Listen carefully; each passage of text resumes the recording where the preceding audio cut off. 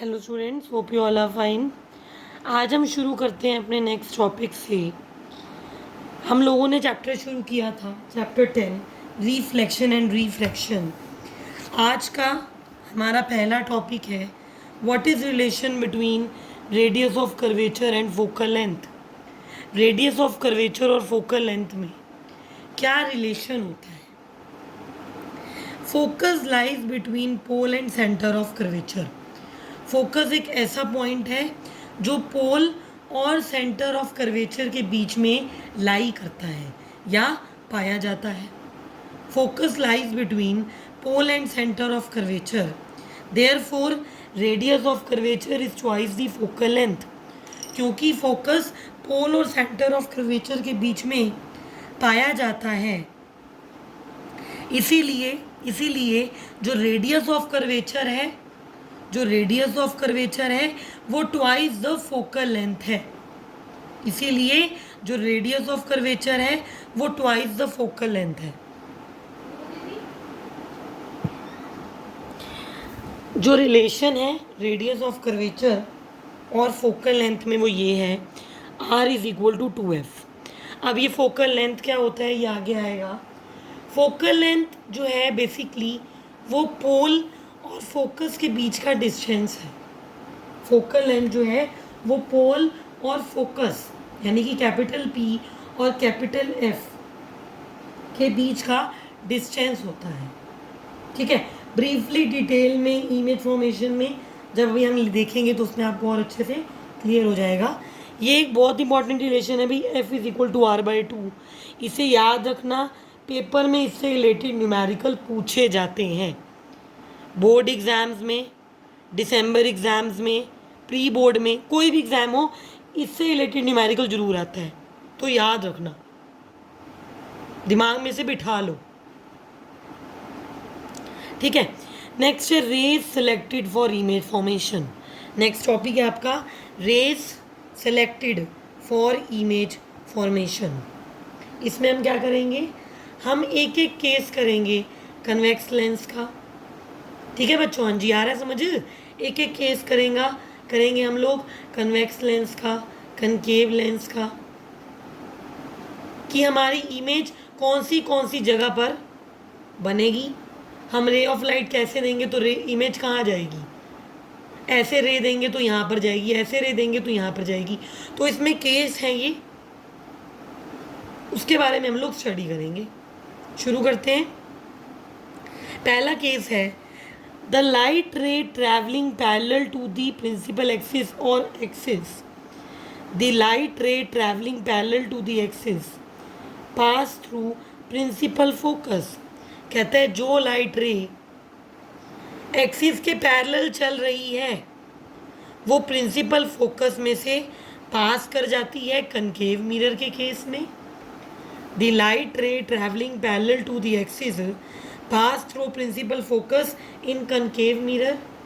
Concave mirror के case में जो light ray parallel to principal axis चल रही है वो प्रिंसिपल फोकस में से पास कर जाती है। जैसे कि ये इस डायग्राम को देखिए, ये लाइट रे है मेरी, ये मेरी लाइट रे है, ये वाली जो पैरेलल टू प्रिंसिपल एक्सिस चल रही थी, इस सरफेस पर पड़ी और इधर की तरफ फोकस में से पास हो गई। ये मेरी लाइट रे है जो पैरेलल टू एक्सिस चल रही थी, इस सरफेस पर पड़ने पर वो यहाँ से इधर आई, इधर फोकस में से पास हो गई। फोकस में से जा रही है ना, फोकस में से पास हो गई। ये तो केस रहा कनकेव मिरर का। कन्वेक्स मिरर में क्या होगा, जो light ray parallel to principal axis जा रही होगी वो डाइवर्ज हो जाएगी फ्रॉम फोकस।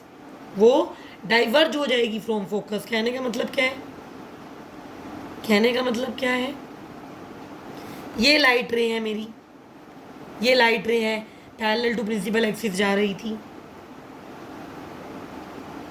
ठीक है, इधर आई, इधर आई, इससे टकराई और उधर डाइवर्ज हो गई, इधर आई, इससे टकराई और उधर डाइवर्ज हो गई।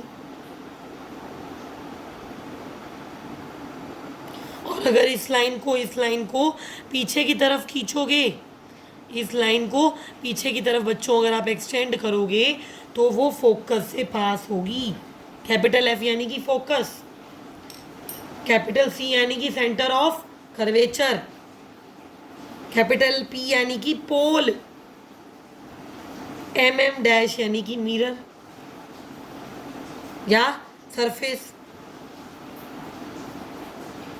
ठीक है, तो जब एक लाइट रे पैरेलल चलती है तो वो कनकेव मिरर के केस में फोकस में से पास हो जाती है और कन्वेक्स मिरर के केस में वो डाइवर्ज हो जाती है। और उस रे को जब पीछे की तरफ खींचा जाता है तो वो फोकस में से पास करती है। आगे समझ, आगे चलें। Moving to the next term, second case है आपका, the light passing through focus will travel parallel to the principal axis. जो लाइट फोकस में से पास की जाएगी वो प्रिंसिपल एक्सिस के पैरेलल हो जाएगी। जो लाइट प्रिंसिपल फोकस के पास प्रोजेक्ट की जाएगी, वहां से पास की जाएगी, वो पैरेलल हो जाएगी, पैरेलल हो जाएगी। और कन्वेक्स मिरर के केस में ये वाली लाइट है, जैसे अगेन हमने फोकस की तरफ इसको डायरेक्ट किया, फोकस की तरफ हमने डायरेक्ट किया तो वो प्रिंसिपल एक्सिस के पैरेलल हो गई। दोनों ही केस में क्या हो रहा है, अगर कोई लाइट फोकस की तरफ प्रोजेक्ट की जाएगी, अगर कोई लाइट फोकस की तरफ प्रोजेक्ट की जाएगी तो वो प्रिंसिपल एक्सिस के पैरेलल हो जाएगी। अगर कोई लाइट फोकस की तरफ प्रोजेक्ट की जाएगी तो वो प्रिंसिपल एक्सिस के पैरेलल हो जाएगी। सेम इज दिस केस, यहाँ प्रोजेक्ट की पैरेलल हो गई, यहाँ प्रोजेक्ट की पैरेलल हो गई। नेक्स्ट केस क्या है, a ray of light passing through centre of curvature. जो ray of light centre of curvature में से पास हो रही है, जो ray of light centre of curvature में से पास हो रही है, is reflected along the same path, वो उसी पाथ में दोबारा भेज दी जाएगी। वो लाइट उसी पाथ में दोबारा रिफ्लेक्ट कर दी जाएगी या भेज दी जाएगी। और दोनों में ही सेम रहेगी ये बात, चाहे कनकेव में हो चाहे कन्वेक्स में हो, चाहे कनकेव में हो चाहे कन्वेक्स में हो। जो लाइट सेंटर ऑफ कर्वेचर में से पास की गई हो, उसकी तरफ भेजी गई हो, वो उसी पाथ में दोबारा वापस आ जाएगी, वो उसी पाथ में दोबारा वापस चलेगी, उसी पाथ में दोबारा वापस आ जाएगी।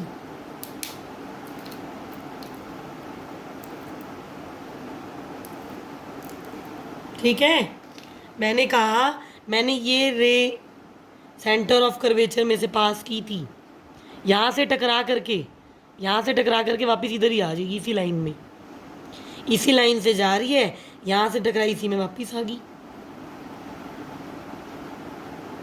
इस लाइन में जा रही है, यहाँ से टकरा करके इसी में ही वापस आ जाएगी।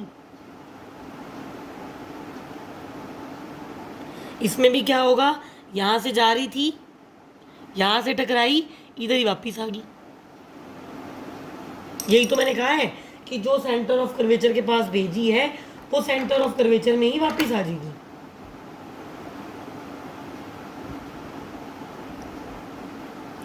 नेक्स्ट फोर्थ केस है, the light travelling obliquely, OBLIQUELY, the light traveling obliquely to the axis is reflected obliquely such that angle of incidence is equal to angle of reflection. The light traveling obliquely to the axis is reflected obliquely such that angle of incidence is equal to angle of reflection. कहता है किसी light को ओबिक्वली यानी कि कुछ angle पर, किसी light को ओबिक्वली या कुछ एंगल पर अगर इंसिडेंट किया गया तो वो रिफ्लेक्ट हो जाएगी, कुछ इस तरीके से। लाइट रिफ्लेक्ट हो जाएगी कुछ इस तरीके से कि एंगल ऑफ इंसिडेंस और एंगल ऑफ रिफ्लेक्शन बराबर होगा। लाइट रिफ्लेक्ट हो जाएगी कुछ इस तरीके से कि एंगल ऑफ इंसिडेंस और एंगल ऑफ रिफ्लेक्शन बराबर होगा। ठीक है, मैंने कहा यहाँ से मेरी लाइट आई, इंसिडेंट हुई, इधर की तरफ रिफ्लेक्ट हो गई, एंगल ऑफ इंसिडेंस और एंगल ऑफ रिफ्रैक्शन बराबर है। यहाँ से लाइट इंसिडेंट हुई, इधर रिफ्लेक्ट हो गई, एंगल ऑफ इंसिडेंस और एंगल ऑफ रिफ्रैक्शन क्या है, बराबर है। ऐसा ही यहाँ हुआ, यहाँ से इंसिडेंट हुई, यहाँ से रिफ्लेक्ट हो गई, एंगल ऑफ इंसिडेंस और एंगल ऑफ रिफ्लेक्शन क्या है, बराबर है। Therefore, in today's video, we have studied the relation between radius of curvature and focal length. Also, the rays selected for the formation of image. We are going to continue the next topic from the next video. Be regular with videos. Don't waste your time. Study hard. Thank you. साथ साथ पढ़ते रहिए ताकि exam में, board exam में, दिसंबर exam में, pre board में या आगे आने वाली क्लासेस में आपको दिक्कत ना हो, अच्छे नंबर अच्छे तरीके से आप गेन कर सकें। Thank you.